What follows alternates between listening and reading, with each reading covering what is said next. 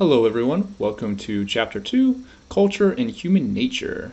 Let's jump right into it. It's our chapter of objectives, which we're not going to read. And our other set of cultural objectives. And now let's read these overarching themes of this chapter. So what separates us from other ape species, despite sharing common ancestors? What separates us from other animals? How do we become a cultural species over the course of evolution? Tune in. Humans versus apes. So there's this really popular traveling circus that reached its height of popularity in kind of the mid 20th century. And the main attraction was getting men to wrestle with an adult chimpanzee. What do you think the outcome was of those matches? Well, the men always lost, often within a matter of seconds. The point of this example is that no human could win in a physical fight against another ape species, because other ape species are much stronger than humans. But humans and other apes shared a common ancestor about 5 to 7 million years ago. So the question that becomes is, why did we get weaker? How was that an evolutionary advantage for humans? Is culture unique to humans? It depends on the definition of culture. We kind of have two approaches here, specific definition and abstract definition. The specific definition will look at symbolic coding, having a set of signals, icons, and words that indicate something else most members of that culture recognize. Under this definition, culture is unique to humans. But this kind of suffers from a circular reasoning kind of bias. So what does that mean? That means that it's humans defining what is culture based on human terms. So it's kind of circular. This is in contrast to an abstract definition, learning through social transmission. Under this definition, culture is not unique to humans, and that's the definition of the textbook, so we're just going to ride with that. So let's look at cultural learning in other species. One example of cultural learning can be seen in chimpanzees. Different cultures of chimpanzees have formed according to the way they get termites, which they use for food, they use to get food out from mounds of dirt. We have twig fishers versus bark fishers. Chimpanzees in Senegal are twig fishers, which means they peel the bark from a twig and then stick the twig into the termite mound to fish out the termites, versus chimpanzees in Tanzania are bark fishers, which they peel bark from a twig too, but they use the bark to fish out the termites. So we have different ways of fishing termites out of the mounds, and they appear to be learned from others and culturally transmitted from one generation of chimps to the next. So this is literally trying to accomplish the same goal, which is to reach the termites, and using the same tool, this twig, but using it in different ways to accomplish the same goal. This example is not unique. There are 39 unique behaviors that have been identified so far that distinguish some troops of chimps from others. Cultural learning in other species. A population of bottlenose dolphins uses marine sponges as foraging tools, so we see cultural learning can be seen in non-primate species as well. They put the sponge over their beak and use it to protect themselves from getting scratched as they forage for food in the sand and coral. This is behavior that they seem to learn from their mothers. It is also shown that different species of killer whales speak in different regions, speak different dialects, and they're able to actually recognize each other based on these dialects. It's not only the most intelligent species that show evidence of cultural learning. We also see that pigeons and other kinds of bird species also show forms of cultural learning. Pigeons appear to learn specific food acquisition strategies from other pigeons, and they learn time and geography. So again, it's not just primates, and it's not just mammals, but other animals that show evidence of cultural learning. Human cultural learning. Humans are unique not in our ability to learn cultural information, but rather in the extent of our cultural learning skills. So that's kind of the big takeaway from this chapter. Unique characteristics of cultural learning in humans is speed, and the bias is in imitation, the prestige bias, similarity bias, and the conformist transmission. And we're going to detail all those momentarily. Cultural learning, speed. Human cultural learning tends to be quicker than other species. Animal cultural learning can take many years, and many animals may never catch on to their group's culture. Human cultural learning may require only a single exposure, and many aspects of human culture are shared by nearly every member. So although many other animal species can engage in cultural learning and have the ability to do so, the process appears to be relatively slower compared to cultural learning in humans. So let's start with biases. A prestige bias. It's a tendency to imitate those who have skills and are respected by others. 4-year-olds are more likely to imitate the behavior of an adult who is prestigious. The bias was likely selected for over the course of human evolution. So we tend to use cues of prestige as heuristics, so kind of like these shortcuts to decide whom to learn from and copy. So, for example, in that 4-year-old study, 4-year-olds were more likely to imitate the behavior of a model who was prestigious.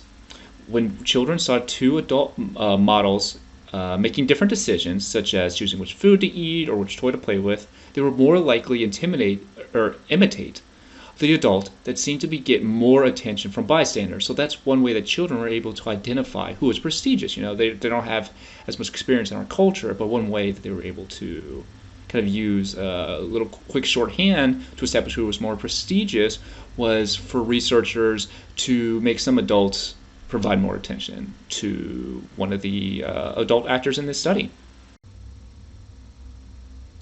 Problems with the prestige bias? When trying to learn a skill from others, it isn't always clear what particular behaviors contribute to success. So you're watching the NBA Finals or the NBA playoffs, and you're watching Kyrie Irving, and he's just tearing up people.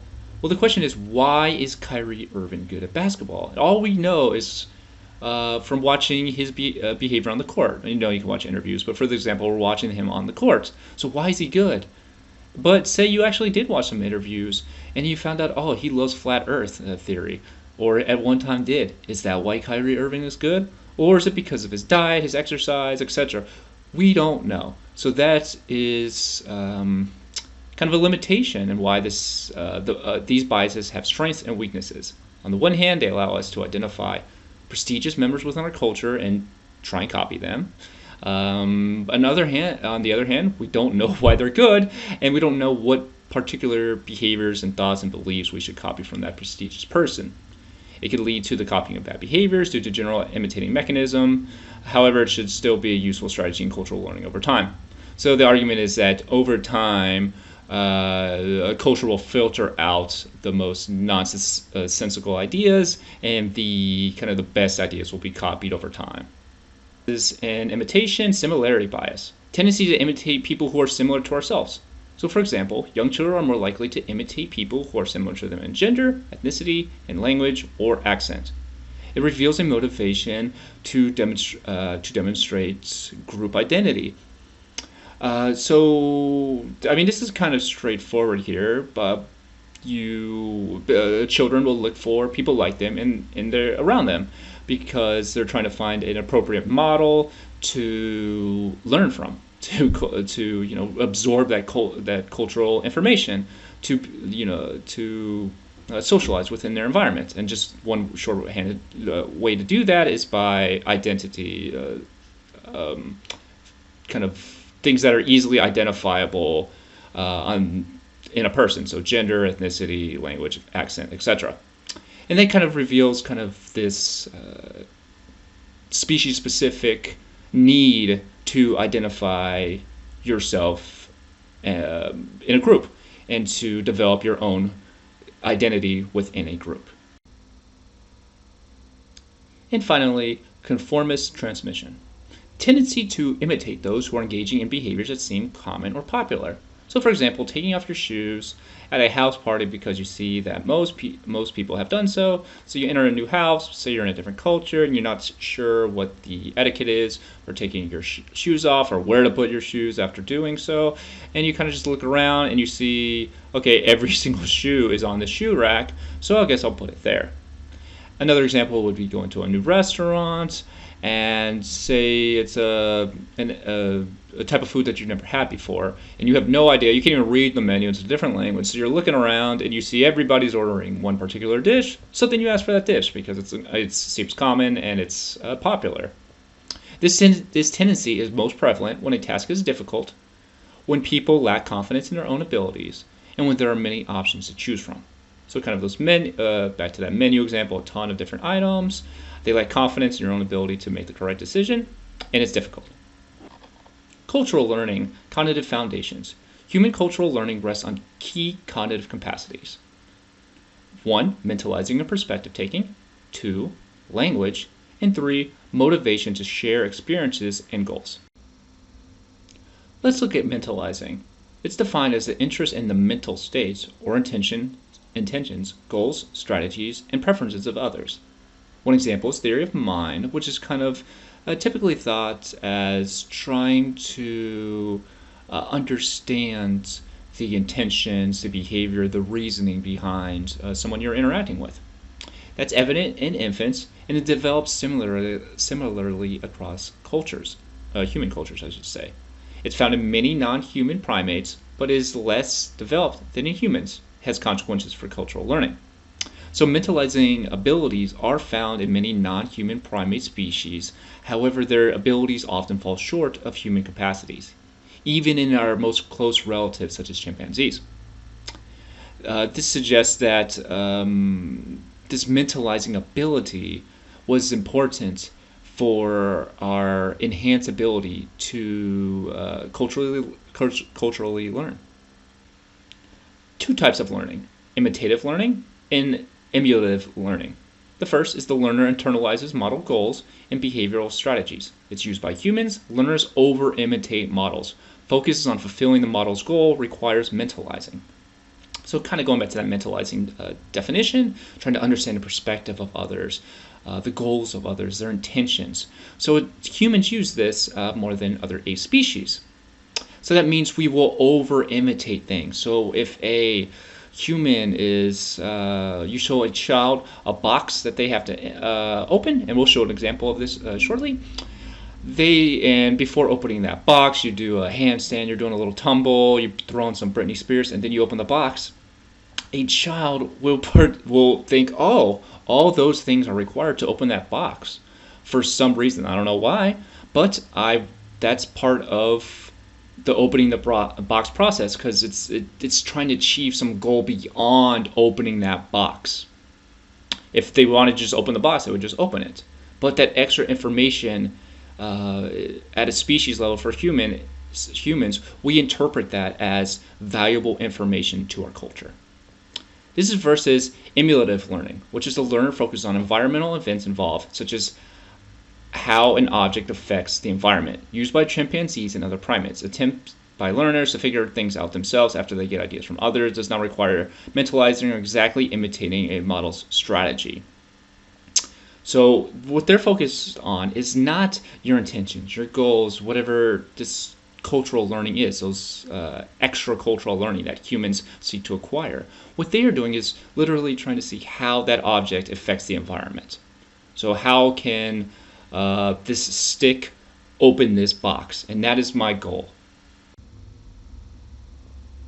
Let's look at an example: imitative versus emulative learning study.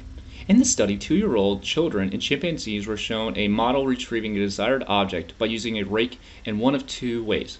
So look at this photo here. We have the less effective way, which is the teeth down position, and the more effective way, which is the teeth up position. And they're basically trying to bring an object towards them, which would be harder. You kind of want that. You could put the object in between those prongs or whatever and then drag that towards you. So let's see how our chimpanzees and 2-year-olds did. Chimpanzees use emulative learning. They independently figured out the more effective method of using the rake. All used the rake with the teeth up regardless of what the model did. Chimpanzees saw what the model did and used that information about how the rake could be used to get an object. So in this study, they divided the chimpanzees into two groups. One of the models were using the teeth up way, others were using the teeth down way. The chimpanzees did not care what that model was doing.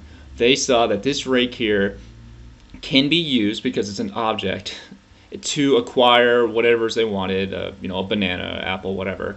So it's an object acting on the environment so that they could reach that desired object. So a rake acting on the environment to reach a banana. That was their goal. Children use imitative learning, copied whatever the model did. Example, how imitative learning can be a very effective, intelligent kind of learning. For the 2-year-olds, the group they were assigned to had an effect on their behavior. So if they were assigned the teeth down position, which was the more inefficient way to bring back whatever the item was in this study, the children would copy it anyway, even though it was kind of a clunky way to reach their object, even though they really wanted that object. So this example of children copying even inefficient behaviors because of a enhanced cultural learning and specifically imitative cultural learning within the human species. So what type of learning is better? Imitative learning is less efficient in the short term, leads to copying and irrelevant behaviors. Requires models to exist, but allows for faithful and high fidelity reproduction of target behaviors, as well as cumulative learning, cultural learning. Imitative learning is more efficient in the short term. The learner can directly figure out effective ways of using a tool. It does not allow for cumulative cultural learning. So it depends on what the task is.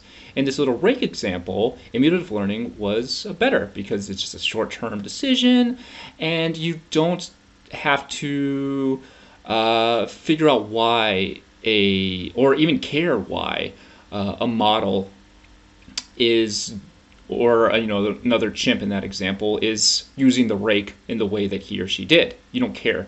You're just trying to figure out an efficient way and an effective way to accomplish whatever goal you personally are trying to achieve. Versus imitative learning, it's less efficient and it can lead to copying irrelevant behaviors, but over time you're able to pass on more cumulative cultural learning, which allows the species to learn at a quicker rate and build knowledge cumulatively across generations. Why is language important to cultural learning? It allows the communication of ideas, even complicated ones, without needing visual demonstration. So I could tell you that my house right now is on fire, and I wouldn't need to go to the stove and show you, hey, the house right now is on fire, I need to leave. You understand complicated ideas such as my house is on fire, and therefore I should leave. It's unique in humans due to the complex grammar and syntax as well as the rich vocabulary, and is necessary for the successful and precise transmission of cultural ideas, and I should add cumulative cultural learning. So by having this ability to tell, for example, write a book and give you this really detailed history with very precise micro details, allows us to develop cumulative cultural knowledge throughout generations. Motivation to share experiences and goals. Sharing experiences and goals is essential for cultural learning and allows for 1. Collaborative learning, which involves people figuring out things together. Studies find that young children, but not chimpanzees, prefer to collaborate with a partner on a task rather than work on it alone. People working together, exchanging ideas, coordinating behaviors by following shared norms can lead to the creation of new ideas. So by having that motivation to share ideas, to figure out what another person is thinking, trying to mentalize, understand what their goals are, that kind of gives us a foundation to work together, to collaborate, which allows for exchanging ideas and coordinating behavior. And out of that process, new ideas are developed. Instructed learning aided by scaffolding, simplifying a task by directing a learner's attention to the relevant steps in a process. Adults can also guide the participation of children by demonstrating the correct behavior before allowing the children to expect their own turns. Explicit instruction more common in weird settings. So you should remember in your previous classes from Vygotsky, scaffolding. So the idea here is culturally passing down information, and we saw this actually in a previous chapter, but passing down culturally information in a way that a learner is able to accomplish. So understanding another learner's strengths and weaknesses, and me having the motivation to pass down cultural knowledge to the learner. So by me understanding the strengths and weaknesses of the learner, I'm able to assign the learner appropriate tasks that allows the learner to learn, not become overwhelmed, and not to become bored while trying to perform the task. And as stated, different cultures vary, though, in the degree to which explicit instructions and how hands-on that scaffolding process is. Cumulative cultural evolution. After an initial idea is learned from others, it can then be modified and improved on by other individuals. It requires reliable and faithful social transmission and imitative learning and sophisticated language. So again, that idea that I'm trying to figure out why you're doing this. It's not just you accomplished this one goal. I want to know why you did it, and I want to build on it. I want to have that accumulation of cultural knowledge over time. I have to be committed to that as a species. The ratchet effect. Cultural information tends to grow in complexity and usefulness because people learn from others and add their own modifications, which accumulate over time and across generations, should be explicitly stated. So let's look at some examples here. At a hammer. So look at the difference, how a hammer has evolved over time, from kind of just like a rock, and then you see a handle, modifications on the handle, all the way up to kind of more of an automated process. So throughout history, the hammer has ratcheted up from a single stone to the hammer we know today. Population size and interconnection. Cultural accumulation is accelerating progressively more rapid pace because of two components, that is, growing population and interconnection. Can you make a fishing net? This experiment tested the relationship between population size and cultural evolution. Participants were asked to reproduce and improve a fishing net in a computer game. The net was later put out of view, so they had to create their nets from memory. There were 15 trials, and participants earned points based on how well they did in each trial. The groups ranged from 2 to 16 people. Participants could choose to view each other's nets after each trial. In the large groups, participants would usually choose to look at the net of the person who got the highest number of points. That is, they usually chose to see the best model and try to copy it. So again, kind of the rules of the game. You're being asked to create a fishing net after being showed a model, and there's a range between 2 and 16 people, but we're going to look at just two groups here. That's 2 and 16 people. So after each trial, they would kind of show a standings, a leaderboard, based on how well you copied the original fishnet, how well you recreated that original fishnet. And participants had the option of viewing the other users' nets, aka you'd probably want to look at the best net because they are doing it the best, as reflected of their being first in the standings, having the most points on the task. Okay, so in sum, the larger groups have better cultural information that could be maintained and improved on. This is because there's a stronger likelihood of having a successful model to copy and build on in a larger group than a smaller group. And since there will be more innovations that come from larger groups, it's more likely that at least one person will stumble on a good idea. So this is basically just like raw number situation. You have 16 people versus 2 people working on a task. You have a higher likelihood of a person successfully copying in this task, copying the fishnet. And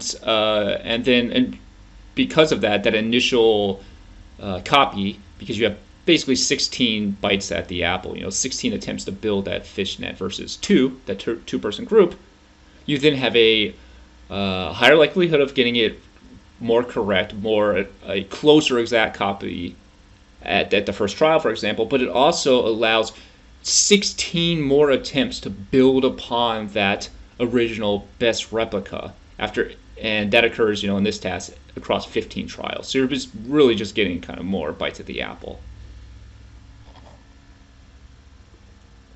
Can you make a knot? An experiment was run to test the relationship between interconnection and cultural evolution. Groups of 5 tried to reproduce a complicated knot used in rock climbing. It involved several steps across several trials, similar design as the fishing net study. 2 groups. Participants could interact with only one of the 5 group members, or participants could interact with all 5 of their group members. Results. Groups with more interactions were more likely to reproduce the knot. So all this is saying is that, these results of this study are demonstrating that culture evolves faster in groups that are interconnected. So the more interactions you have with an individual, in this case, trying to replicate a knot, the more discussions you can have, the more strategies and problem-solving little meetings you can have. More interactions allow for a faster level of cultural evolution. Is living cultural worlds. A cultural accumulation is not limited to physical tools. Cultural ideas and psychological processes are part of cumulative culture. Peoples from some cultures are incapable of counting past 3, for example, or estimating this amount of small quantities. Cultural worlds. Worlds that contain cultural ideas accumulated over time and are unique to humans. So kind of cultural worlds are worlds that contain cultural ideas that have accumulated over time. So, for example, schooling, different economic theories, different styles of governments, the invention of the internet. These examples of cultural ideas were not present throughout most of human history.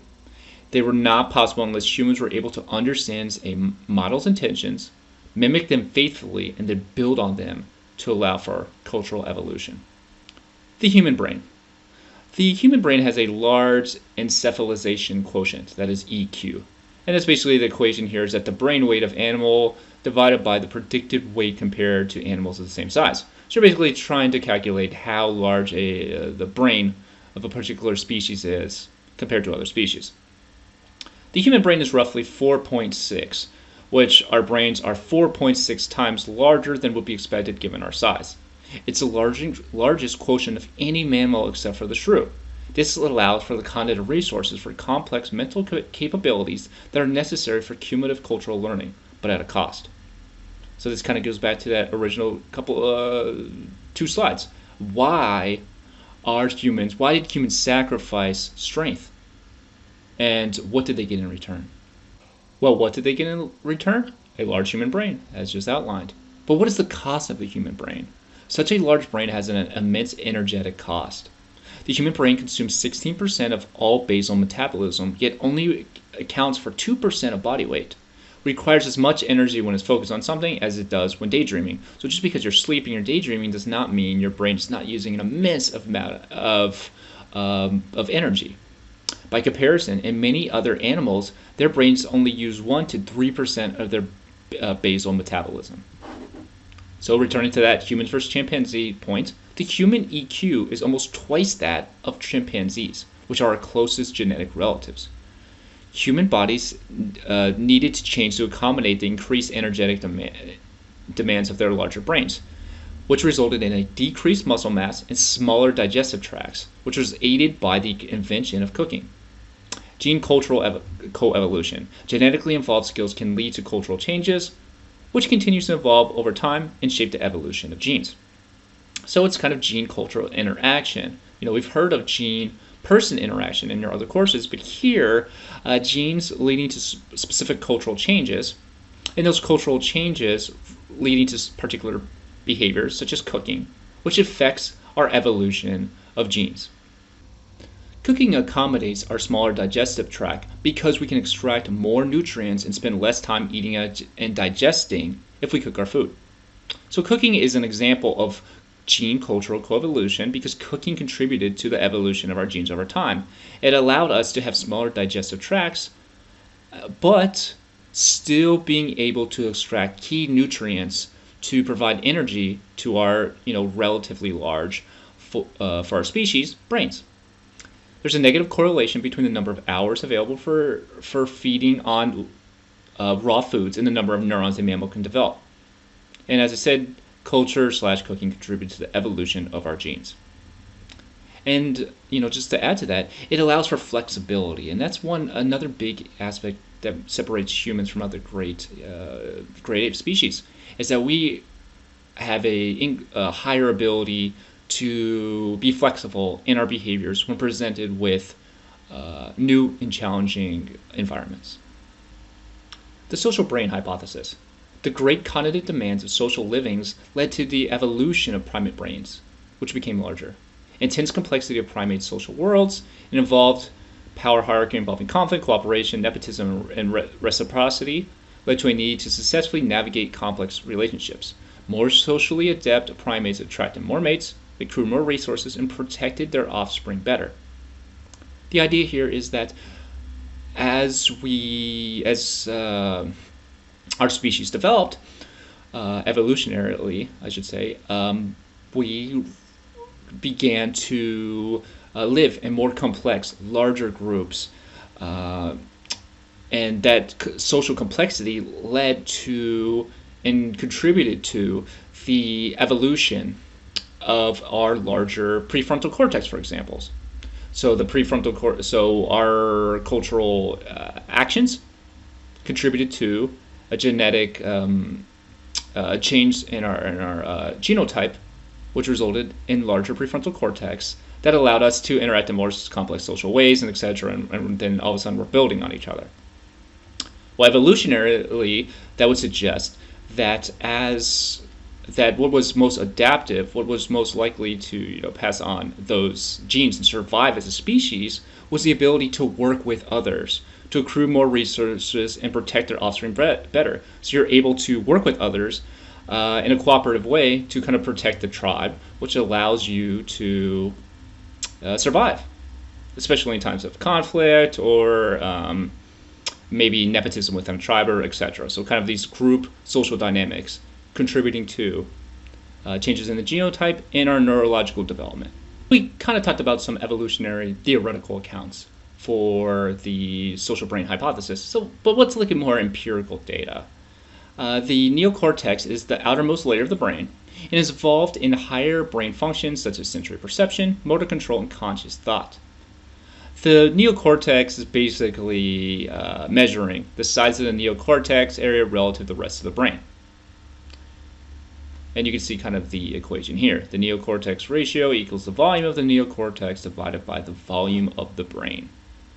The neocortex ratio is used as a proxy measure of species intelligence. It's the most notable way primate brains differ from those of other mammals is the primate neocortex is much larger. Primates living in large social groups tend to have larger neocortex ratios. Again, kind of going back to that idea that because we're such a social species and we required to be a social species to survive, you're going to see that represented on a genetic level and at a neurological level. It's not just behavior, obviously. Primates with larger brains engage in more social learning, and consistent with the idea that cognitive skills enable individual primates to successfully navigate their social worlds involved because of complexity of social living. So, as I stated, the social environment to survive, to cooperate, to participate in particular group dynamics required larger brains, which required more energy, which requires more cultural learning, etc. Some researchers have argued that the magic number is 150. Look at the figure on the right side, which shows the relationship between the neocortex ratio and the group size in primates. It shows that humans are at the top, which is circled in red, with both the highest neocortex ratio and the highest average group size.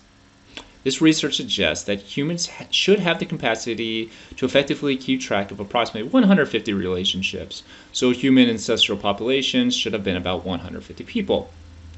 And a study, an ethnographic study, found that in present-day subsistence societies, that the average size of clans was about 148, which I mean is pretty close to 150 people. So the takeaway here is that large populations, these billions of people in countries with millions of people, are kind of a relatively recent phenomenon. Before the invention of agriculture, this kind of settled agricultural societies, which was about 10,000 years ago, humans everywhere lived in small, subsistent societies. Humans are, quote, ultrasocial. Humans, as compared to other primates, live in larger groups, appear more interested in each other's activities, engage in more cultural learning. Human brains may thus have developed greater social learning and communication abilities than those than other ape species. Let's look at one empirical example of how humans are ultrasocial before we wrap up this lecture. So what study contrasted the learning abilities of three primates: 2.5-year-old human children, adult chimpanzees, and adult orangutans? The tasks involve physical and social problem-solving skills. So some tasks involved social learning, and some involved problem-solving skills in kind of interacting in the physical world.